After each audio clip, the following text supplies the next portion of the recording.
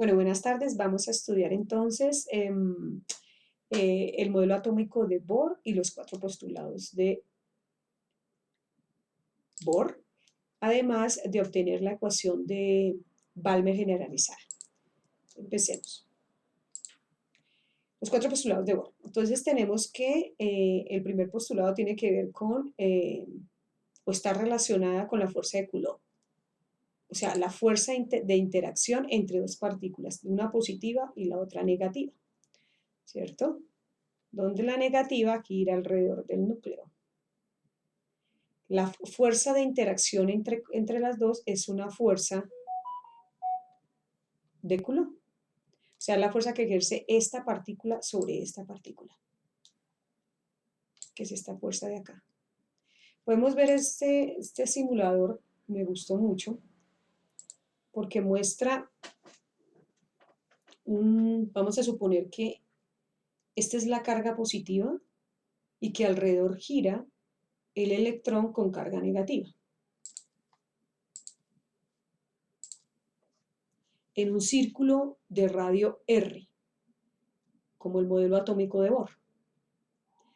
Observen que el vector verde es una fuerza central, y esa fuerza central es igual a la fuerza de Coulomb. También observen que la velocidad es tangente a la trayectoria, ¿cierto? Siempre es tangente a la trayectoria. Y es importante ver también, si vemos el paso a paso, que la velocidad y el radio en cada punto son perpendiculares. O sea, forman un ángulo de 90 grados. ¿Sí? Saquémoslo de ahí.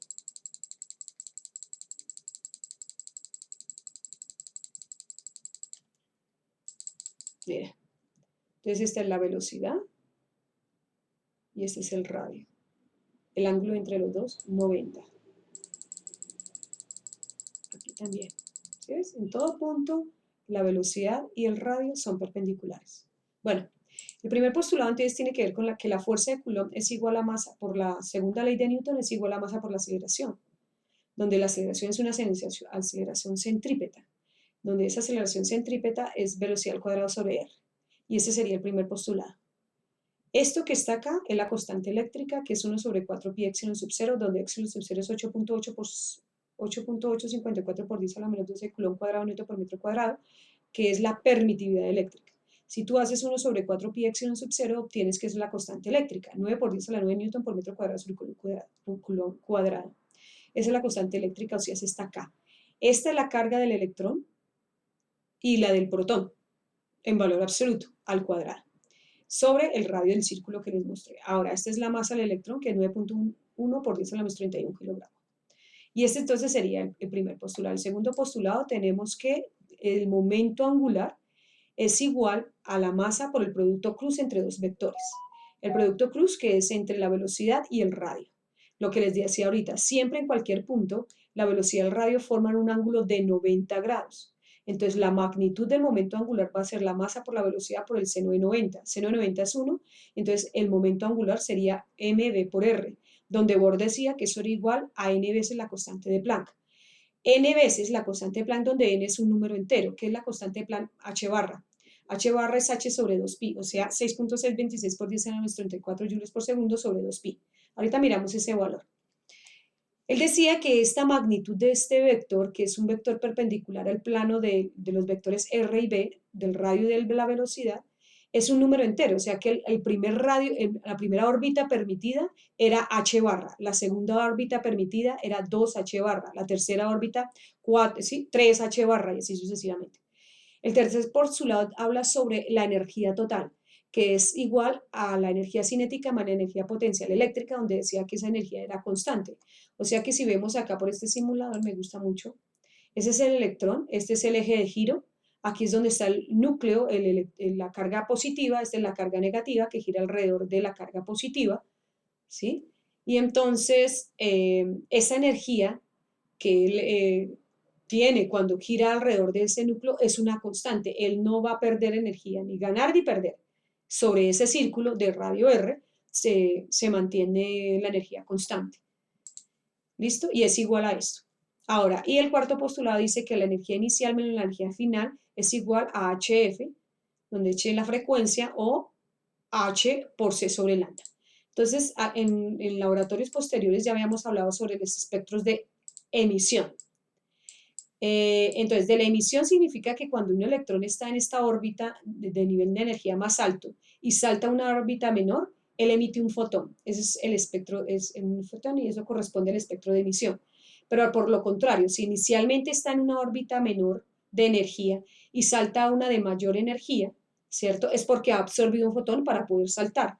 Y estamos con el espectro de absorción. Entonces, donde siempre la energía inicial siempre va a ser más grande que la energía final. Para hallar la deducción de la ecuación de Balmer generalizada, debemos tener en cuenta dos postulados. Primero vamos a encontrar la energía y después sí vamos a hallar la ecuación de Balmer generalizada. Entonces tenemos el primer postulado que tiene que ver con la interacción entre las dos partículas y tenemos la energía total. Vamos a despejar de esta ecuación, que es el primer postulado, la velocidad al cuadrado y la sustituimos en la ecuación de la energía total. Entonces aquí está este valor sustituido acá, que nos daría esto, factorizamos esto, nos queda esta relación y obtenemos la energía total. Pero ¿quién es el radio? Tenemos que encontrar el radio. Para encontrar el radio obtenemos con esta energía de momentum, con la ecuación de momentum, despejamos la velocidad, la elevamos al cuadrado. Y tenemos el radio, lo despejamos aquí de esta ecuación del primer postulado, ¿cierto? Y elevamos esta velocidad al cuadrado, la reemplazamos acá y obtenemos el radio, que el radio es una constante por n cuadrado, ¿cierto? Donde n es 1, 2, 3, es un número entero. Entonces, ¿este valor constante a qué corresponde? Vamos a calcularlo. Entonces, ese valor constante es h barra cuadrado, pero ¿qué es h barra? La constante de Planck sobre 2pi, que nos daría esto, que al elevarla al cuadrado nos daría esto.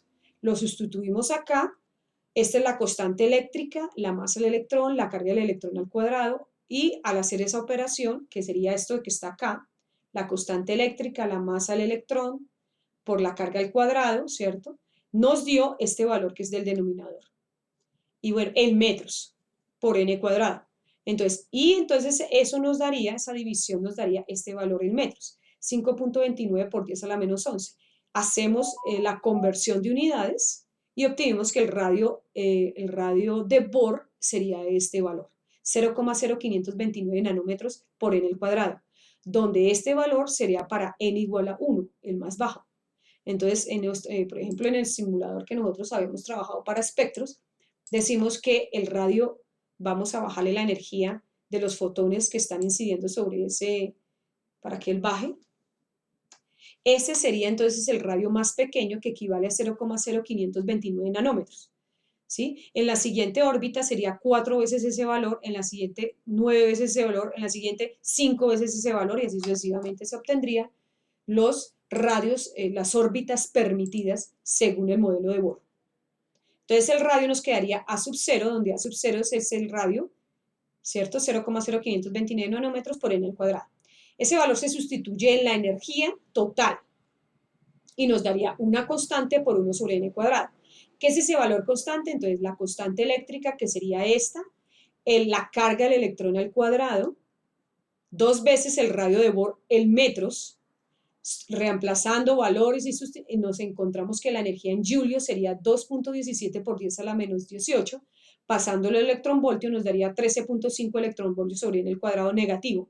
Negativo porque el electrón está ligado al núcleo. Bueno, entonces tenemos que la energía total es un E sub 0, que es menos 13.5 electronvoltios sobre n cuadrado. ¿Cómo? ¿Sí? Entonces, así se forman los niveles de energía. Veamos este simulador. Este simulador me muestra exactamente lo que estoy hablando. Y el de acá también. ¿Sí? Recordemos que aquí muestra el diagrama de niveles de energía.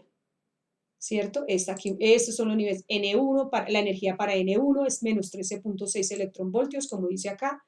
¿Sí? La energía para N2 es menos 3.4 electronvoltios, que equivale a 13.6 electronvoltios sobre 4. El del nivel 3, la energía en el nivel 3 es menos 1.5 electronvoltios, donde menos 1.5, ¿cómo se obtiene? Menos 3.6 electronvoltios sobre 9. El siguiente nivel, que sería menos 0,8 electronvoltios, ¿cómo se obtiene? Menos 13.6 electronvoltios sobre 16. El de menos 0,5 electronvoltios, ¿cómo se obtiene? Menos 13.6 electronvoltios sobre 25. Y así se obtienen el diagrama de niveles de energía del electrón para el átomo de hidrógeno. Ya teniendo ese valor de energía, vamos a obtener la ecuación, la fórmula de Balmer generalizada. Entonces, ¿cómo se obtiene? Vamos a obtener, este es el cuarto postulado, esta es la energía total. Entonces, aquí donde dice NN, aquí donde dice energía inicial, colocamos esto mismo, pero aquí con energía inicial. Ahora, esta misma, esto aquí energía final, entonces esto mismo con N final. Factorizamos, factor común. El factor común es la constante eléctrica por la carga al cuadrado sobre 2 por el radio de Bohr. Y nos quedaría 1 sobre N final al cuadrado menos 1 sobre N inicial al cuadrado igual a HC sobre lambda. Este HC que está aquí lo mandamos aquí a dividir y nos queda esto. Esto que está acá es la constante de Rydberg. ¿Listo? Y ya no, casi que ya tenemos la ecuación de Balmer generalizada. Entonces, fíjense en acá. K es la constante eléctrica, 9 por 10 a la 9 newton por metro cuadrado sobre coulomb cuadrado. E es la carga del electrón, 1.6 por 10 a la menos 19 coulomb al cuadrado. 2 veces el radio de Bohr en metros. H es la constante de Planck. C es la velocidad de la luz. Haciendo todos estos productos, obtenemos la constante de Rydberg. Y listo. Esta es la ecuación de Balmer generalizada. Donde, por ejemplo, si tenemos que en la zona, por ejemplo, nosotros hablábamos de la serie de Lyman. La serie de Lyman decía que n final era 1. ¿Sí? N final era 1. Y esto era 1 sobre n inicial al cuadrado. Entonces, supongamos que n final, pues siempre cae al 1, ¿no? Por ejemplo, el 2 al 1, el 3 al 1, el 4 al 1, el 5 al 1, el 6 al 1. Entonces, y nosotros hablábamos de que obteníamos la longitud de onda más larga y la longitud de onda más corta. En la Lyman, la longitud de onda más larga es cuando NF vale 2. Perdón, N inicial vale 2. N inicial vale 2. O sea, salta de 2, un nivel energético más alto, al 1. Y emite un fotón y la longitud de onda de ese fotón emitido es la más larga de la serie de Lyman. Y cuando era infinito, por ejemplo en la serie de Lyman, cuando n inicial era infinito, venía al infinito y caía al 1, ¿cierto? La longitud de onda era la más corta. Y hablábamos que la energía, como es hc sobre lambda, entonces entre más corta sea la energía, más corta sea la longitud de onda, mayor es la energía. ¿Sí? Y recuerden que cuando hablamos de Lyman, ¿sí? Cuando la longitud de onda está en esta región, en la región ultravioleta. ¿Sí? En la región ultravioleta. Entonces, bueno, de esa forma podemos ya no hablar de la serie, pues se puede seguir obviamente hablar de las series porque experimentalmente Lyman, Balmer, Pefun, Brackett, calcularon obtuvieron el espectro de emisión del átomo de hidrógeno experimentalmente. Bohr, con sus 4 postulados, la obtuvo matemáticamente. Y eso es todo.